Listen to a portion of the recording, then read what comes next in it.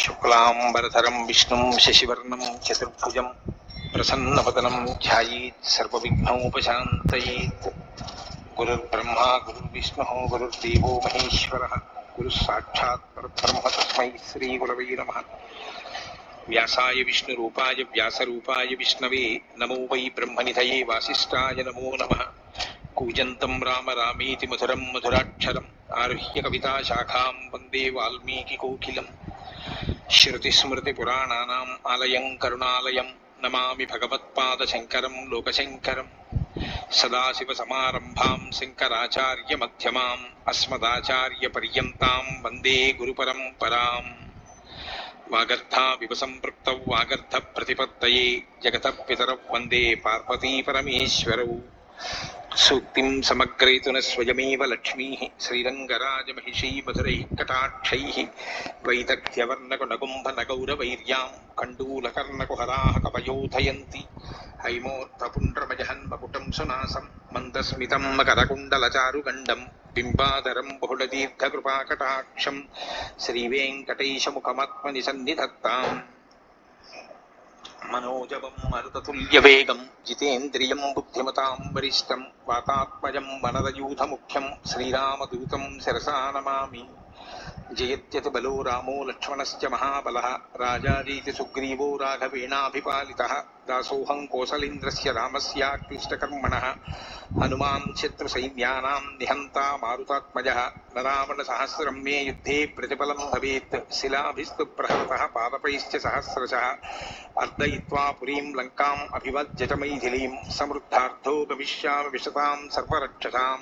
ధర్మాత్మా సత్యసంధశ్చ రామో దశరథిర్యది. పౌరుషే చ ప్రతిద్వంద్వశరైరం జహిరావిణం.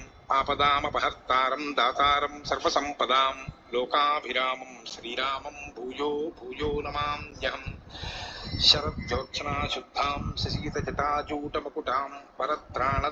వరత్రాసత్రాణస్ఫటికఘటికా పుస్తకకరాం. సకృన్నత్వా నత్వా కథమివ సతాం సన్నిధతతే. మధుక్షీరద్రాక్షా మధురిమధురీణాః ఫణితయః. హరి ఓం. అయోధ్యాకాండము 62వ సర్గము. కౌసల్య పలికిన పరుషోక్తులకు దశరథుడు ఖిన్నుడగుట, అట్లు తొందరపడి మాట్లాడినందులకు ఆమె పశ్చాత్తాపపడుట. ఏవం తు క్రుద్ధయా రాజా రామమాత్రా సశోకయా. శ్రావితః పరుషం వాక్యం చింతయామాస దుఃఖితః. రామజనని అయిన కౌసల్య తనకు పుట్టెడు దుఃఖమును తెచ్చిపెట్టిన ఆ దశరథ మహారాజుపై మండిపడుచు క్రుద్ధురాలై పలికిన పరుష వచనములను విని ఆ ప్రభు మిగుల కుమిలిపోయెను. కౌసల్య పలుకులు సత్యములు, ఇతరులెవ్వరునూ చేయని అపరాధములను నేనొనర్చితిని.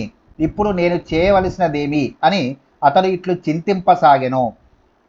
చింతయిత్వా సచ నృపో ముమోహ వ్యాకులేంద్రియః. అధ దీర్ఘేన కాలేన సంజ్ఞామాప పరంతపః. స సంజ్ఞాముపలభ్యైవ దీర్ఘముష్ణం చ నిశ్వసన్. కౌసల్యాం పార్శ్వతో దృష్ట్వా పునశ్చింతాముపాగమత్. ఈ అనర్థములకు కారణము ఏమైయుండును అని చింతామగ్నుడైన ఆ దశరథుడు ఎంతయు వ్యాకులపాటునకు లోనై తెలివిదప్పి పడిపోయెను. చాలాసేపటికి అతడు స్పృహలోనికి వచ్చెను. పిమ్మట తాను చేసిన దుష్కృత్యము జ్ఞప్తికి రాగా వేడి నిట్టూర్పులు విడుచుచు తన ప్రక్కనే ఉన్న కౌసల్యాదేవిని చూచి మరలా ఆలోచింపదొడంగెను. అత్యుత్కటై పుణ్యపాపై ఇహైవ ఫలమశ్నుతే. ఎవరైనను తాము చేసుకొనిన వివిధములగు అనంతమైన పుణ్యపాపముల ఫలములను ఈ జన్మలోనే అనుభవించుట జరుగును.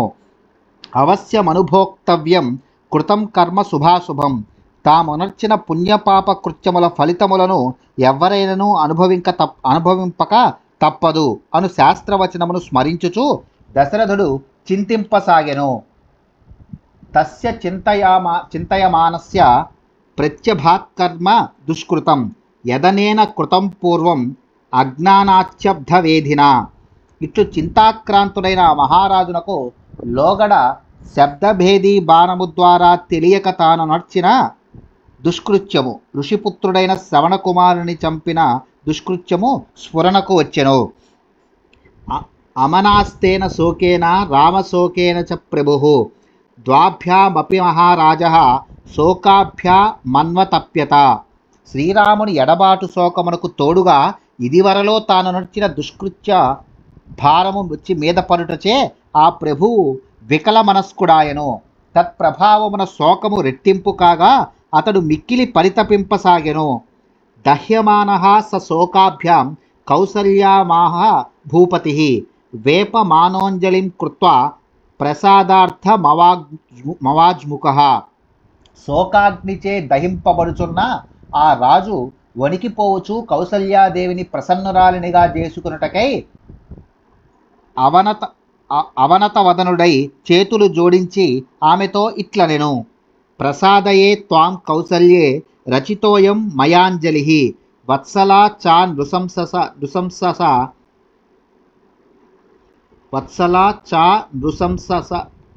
నృశంస చత్వం హి నిత్యం పరేష్వపి. భర్తాతు ఖలు నారీణాం గుణవాన్ నిర్గుణోపి వా ధర్మం విమృశమానానాం ప్రత్యక్షం దేవి దైవతం. సా త్వం ధర్మపరా నిత్యం దృష్టలోక పరావర నార్హసే విప్రియం వక్తుం దుఃఖితాపి సుదుఃఖితం. ఓ కౌసల్య, అంజలి ఘటించి నిన్ను వేడుకొనుచున్నాను, ప్రసన్నురాలవగుము. నీవు ఇతరుల ఎడల ప్రతికూలుర ఎందును వాత్సల్యముతో దయచూపుచుందువు. ఇక నీ పతినైన నా ఎడ ఈ కాఠిన్యమెందులకు? ఓ దేవి, భర్త గుణవంతుడైనను గుణహీనుడే అయినను ధర్మనిరతి గల స్త్రీలకు అతడే ప్రత్యక్ష దైవము గదా. నీవు సర్వదా ధర్మతత్పరురాలవు, లోకమున జరుగు మంచి చెడ్డలు బాగుగా ఎరిగిన దానవు. నీవు ఇంతగా తీరని దుఃఖమునకు గురి అయినను నీవలనే దుఃఖితుడైయున్న నన్ను ఇట్లు తోలనాడుట న్యాయమా? నన్ను కనికరింపుము. తద్వాక్యం కరుణం రాజ్ఞః శ్రుత్వా దీనస్య భాషితం కౌసల్యా వ్యసృజద్భాష్పం ప్రణాళీవ నవోదకం. దుఃఖితుడైయున్న మహారాజు యొక్క దీనాలాపములను వినగానే దోనెల నుండి వర్షధారల వలె కౌసల్యాదేవి కనుల నుండి అశ్రుధారలు స్రవించెను. సా మూర్ధ్ని బద్ధ్వా రుదతీ రాజ్ఞః పద్మమివాంజలిం సంభ్రమాదబ్రవీత్ త్రస్త త్వరమానాక్షరం వచః. అంతట కౌసల్యాదేవి అధర్మ భయముతో ఏడ్చుచూ పద్మము వలెనున్న మహారాజు దోసిలిని తన చేతులతో పట్టుకొనెను. పిమ్మట వాటిని తన శిరస్సున చేర్చుకొని తత్తరపాటుతో తడబడుచు ఆమె తన పతితో ఇట్లనెను. ప్రసీద శిరసా యాచే భూమౌ నిపతితాస్మితే యాచితాస్మి హతాదేవ క్షంతవ్యాహం నహి త్వయా. నైషా హి సా స్త్రీ భవతి శ్లాఘనీయేన ధీమత ఉభయోర్లోకయోర్వీర పత్యాయా సంప్రసాద్యతే. ఓ దేవా, నేను నేలపై సాగిలబడి మీకు శిరసా ప్రణమిల్లుచున్నాను, అనుగ్రహింపుడు. మీరు నా పతిదేవులు. నన్ను ఇట్లు యాచించుట నాకు మరణముతో సమానము. మీతో పరుషముగా పలికి మహాపరాధమునర్చితిని, అందులకై నేను క్షంతవ్యురాలను కాను. ఓ వీరా, ప్రశంసార్హుడు ప్రజ్ఞాశాలియు అయిన పతిచే బ్రతిమిలాడించుకొను స్త్రీ ఇహపరలోకములకును చెడును. బ్రతికి ఉన్నంత కాలము నలుగురిచే నిందింపబడుచుండును, మరణానంతరము నరక యాతనలకు గురియగును. జానామి ధర్మం ధర్మజ్ఞ త్వాం జానే సత్యవాదినం పుత్రశోకార్తయా తత్తు మయా కిమపి భాషితం. శోకో నాశయతే ధైర్యం శోకో నాశయతే శృతం శోకో నాశయతే సర్వం నాస్తి శోక సమోరిపుః. సఖ్య ఆపతితః సోఢుం ప్రహారో రిపుహస్తతః సోఢుమాపతితః శోకః సుసూక్ష్మోపి న శక్యతే. ఓ ధర్మాత్మ, నాకు ధర్మము తెలియకపోలేదు. మీరు సత్యసంధులనియు ఎరుగుదును. పుత్ర శోకార్తనయుండుట వలన నేను అట్లు అనుచితముగా పలికితిని. శోకమున మునిగిన వారు ధైర్యమును కోల్పోవుదురు. అట్టి స్థితిలో వారి జ్ఞానము అడుగంటును. శోకము సర్వనాశనమునకు మూలము. శోకమునకు మించిన శత్రువే లేదు. హఠాత్తుగా శత్రువు చేతిలో ఎంతటి దెబ్బ తిన్నను తట్టుకొనవచ్చును. కానీ దైవవశమున అకస్మాత్తుగా స్వల్ప శోకమునకు గురి అయినను దాని నుండి బయటపడుట కష్టము. ధర్మజ్ఞులను ధర్మార్థ సంశయములను తొలగింపగలవారును వేదశాస్త్ర కోవిదులను అయిన యతీశ్వరులు సైతము శోకమునకు లోనైనచో వికల మనస్కులై మోహములో పడిపోవుదురు. అట్టి స్థితిలో నేనెంత, దయతో నా అపరాధమును మన్నింపుడు.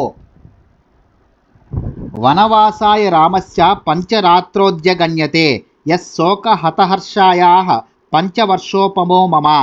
శ్రీరాముడు వనములకు వెళ్ళిన పిమ్మట 5 రాత్రులు గడిచినవి. శోకమున తల్లడిల్లుచున్న నాకు ఈ 5 దినములే 5 సంవత్సరములుగా అనిపించుచున్నవి. తంహి చింతయమానాయా శోకోయం హృది వర్ధతే నదీనామివ వేగేన సముద్ర సలిలం మహత్. అనుక్షణము శ్రీరామునే చింతించుచున్న నా హృదయమున నదులు వేగముగా వచ్చి పడుచుండుటచే సముద్ర జలముల వలె శోకము ఉప్పొంగుచున్నది. ఏవం హి కథయంత్యాస్తు కౌసల్యాయా శుభం వచః మందరస్మిరభూత్ సూర్యో రజనీ చాభ్యవర్తత.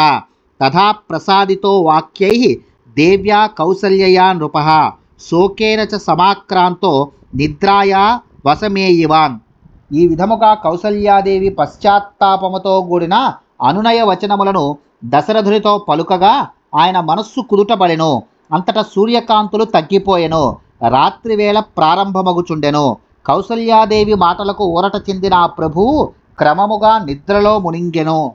ఇత్యార్షే శ్రీమద్ రామాయణే వాల్మీకియే ఆదికావ్యే అయోధ్యాకాండే 62తమః సర్గః. వాల్మీకి మహర్షి విరచితమై ఆదికావ్యమైన శ్రీమద్ రామాయణమునందలి అయోధ్యాకాండమునందు 62వ సర్గము సమాప్తము.